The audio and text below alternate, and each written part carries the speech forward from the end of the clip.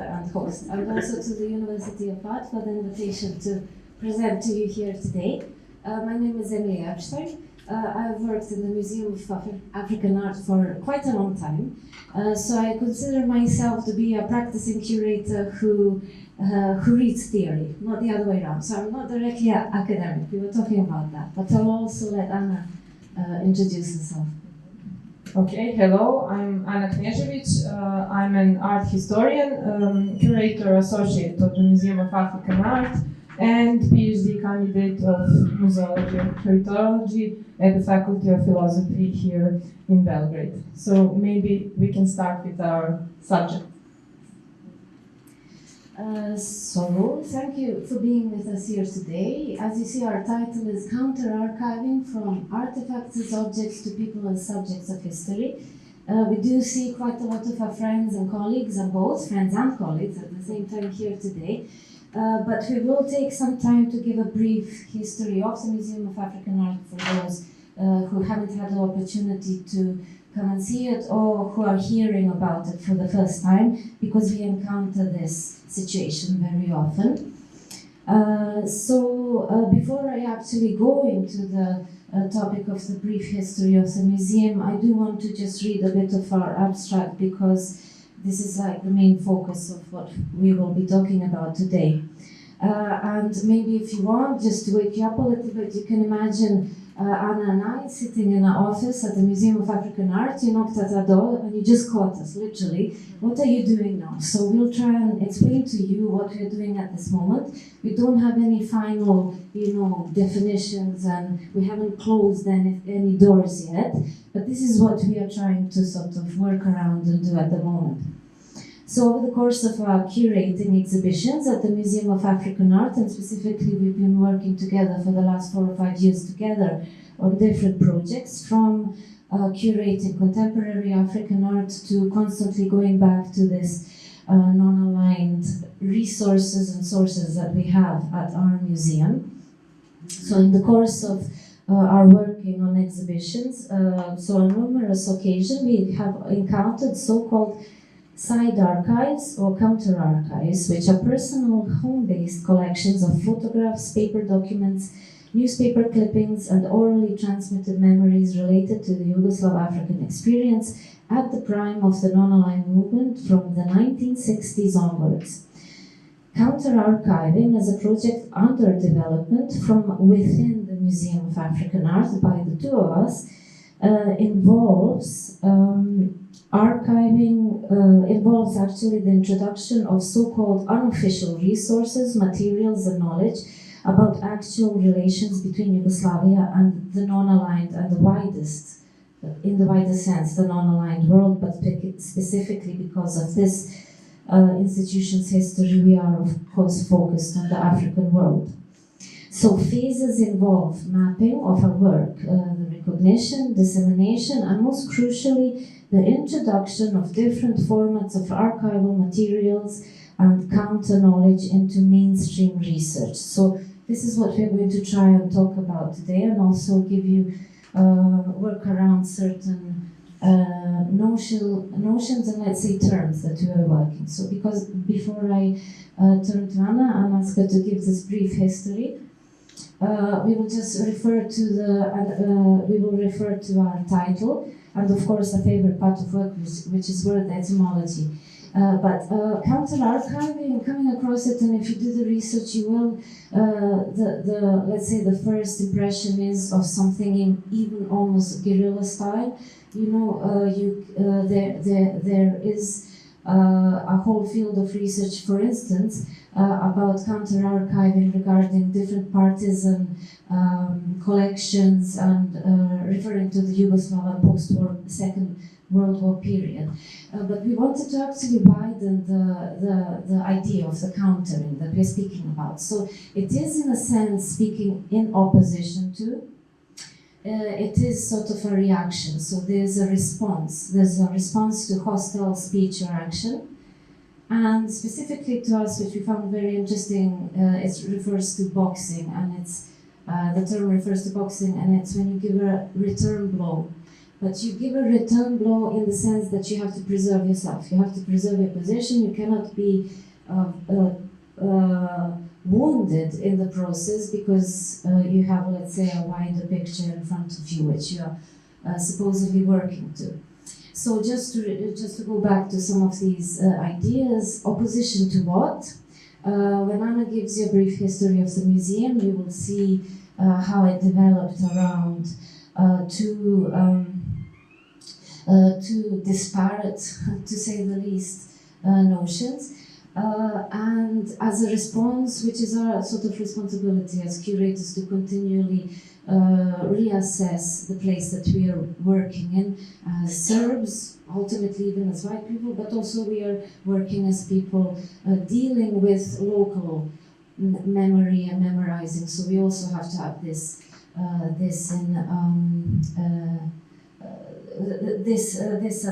at hand and at thought at every moment.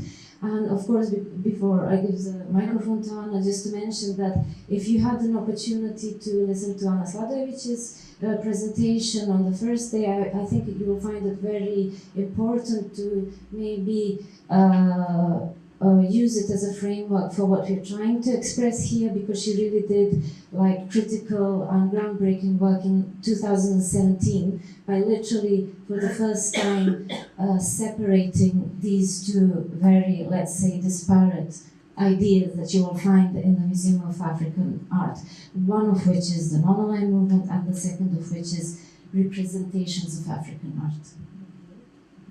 Okay, here you can see a permanent exhibition of the Museum of African Art. As you saw, the full name of the museum is Museum of African Art, the Veda and Dr. Zdravko Pečar collection.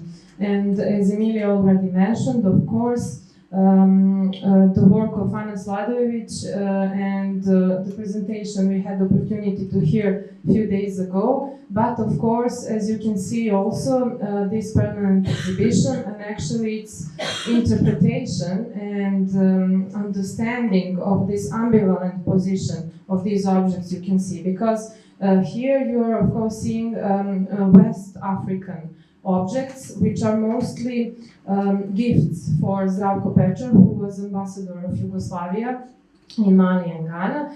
And he, and of course, as he said on his wife's Veda's idea, actually they decided to make a legacy and to open the Museum of African Art in 1977, so 46 years ago.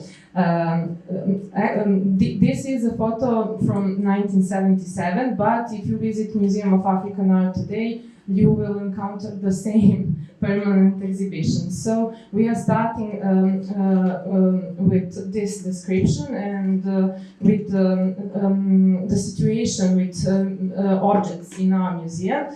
On this slide you can see here, these are the founders, Zdravko Pečar and Veda Zagorac in the building of the museum during its construction during 1976 and 1977. And of course, what is important, but Emilia already mentioned, that ambivalency of our permanent exhibition, but also the whole collection, is on this, how to say, tension between ethnographic objects and objects represented in ethnographic way on our permanent exhibition, but also on this anti-colonial discourse and politics of non-aligned movement. Having in mind that, and having in mind all the projects and all previous actually interpretations and problematizations of our institution, we are trying in this moment currently to realize this idea of counter-archiving.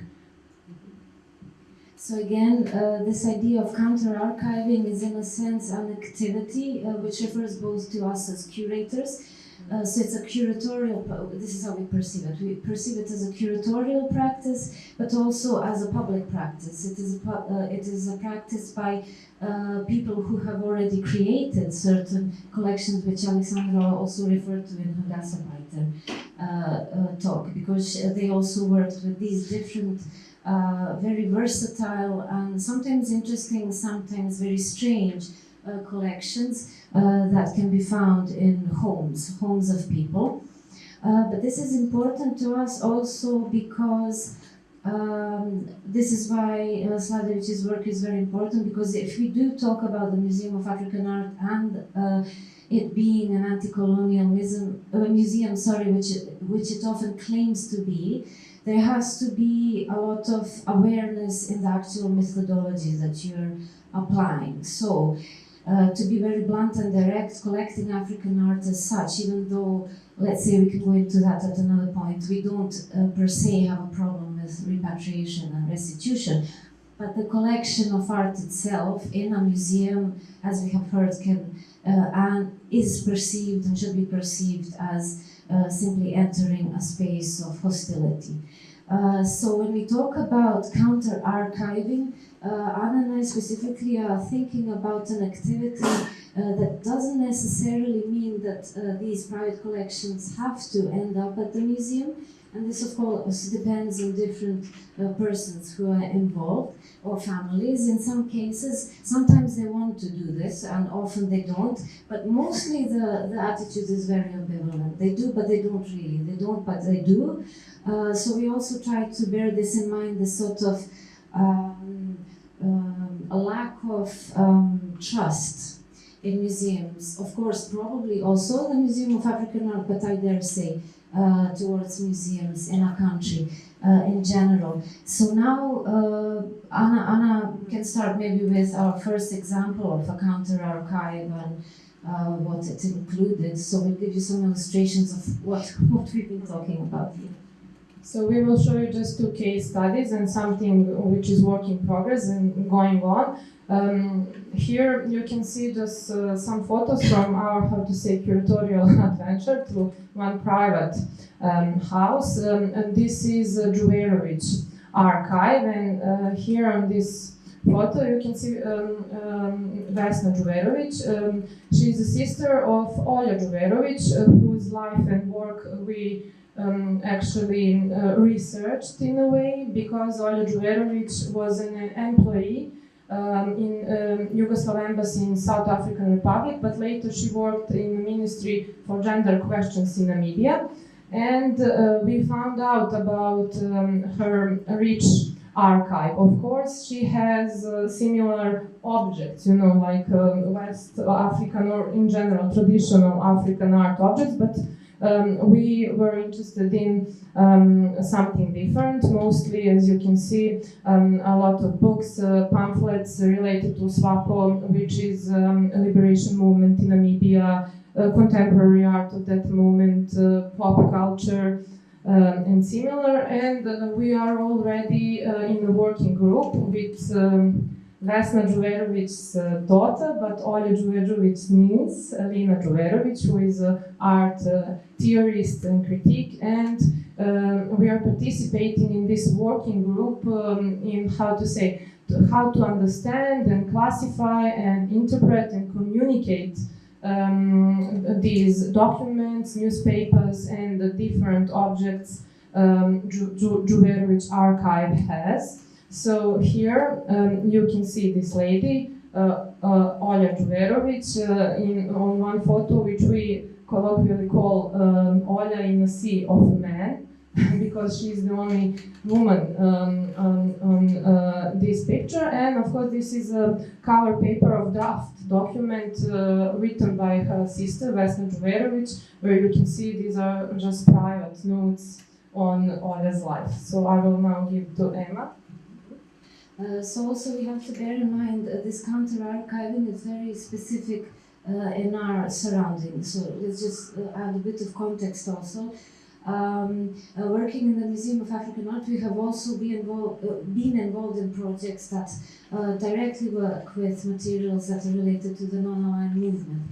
But as most researchers in this topic will tell you, in the past 15 years, even let's say 20 years, dealing with this topic from more and more gradually arising historical distance. It is very scattered, it is very incoherent, and often, as we have noticed, subjected to nostalization, for instance, and also a sort of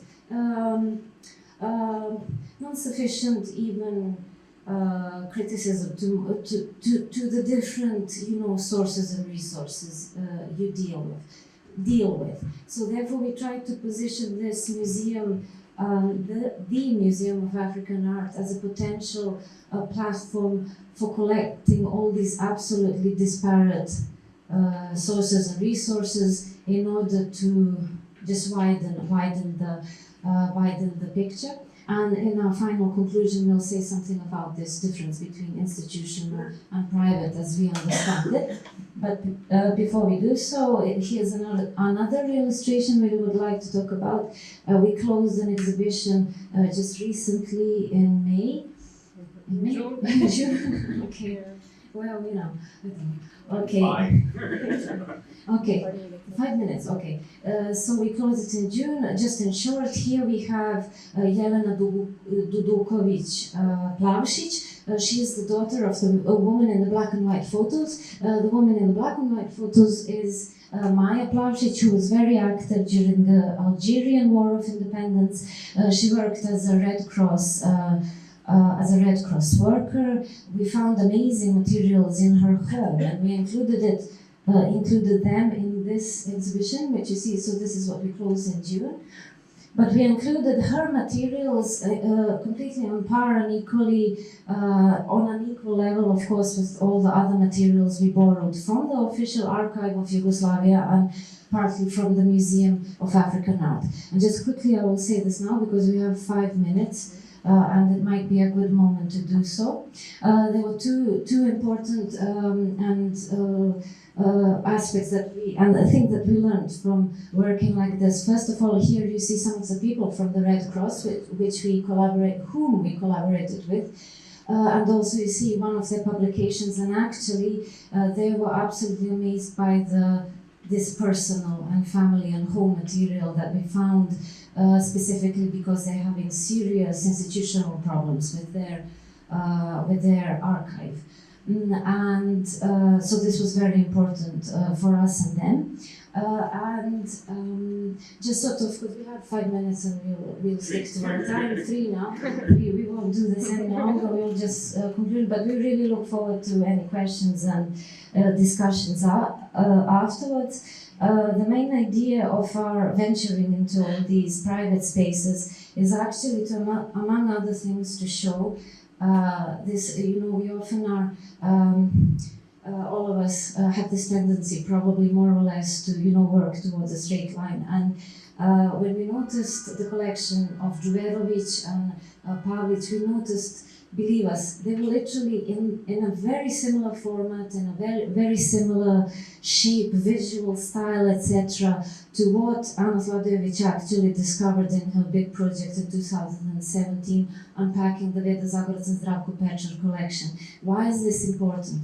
This Veda Zagorac and Zdravko Pečar collection was completely invisible within the premises of our museum building. These are also invisible, but we have to, make these delineations between private and public, soften them, not even soften them, I would say wipe them out. We don't need to look at them like that anymore. And the main idea, or the focus of, and our idea of this project is that information as knowledge has to be available. So even if we are able to map this material, etc., we do not necessarily need to have it at the museum.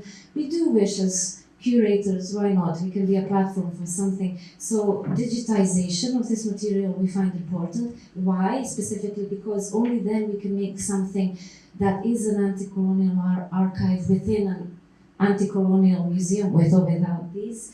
And an anti-colonial archive would be one that is constantly available, that you do not pay to engage with, and that is actually open to all researchers or all interested parties.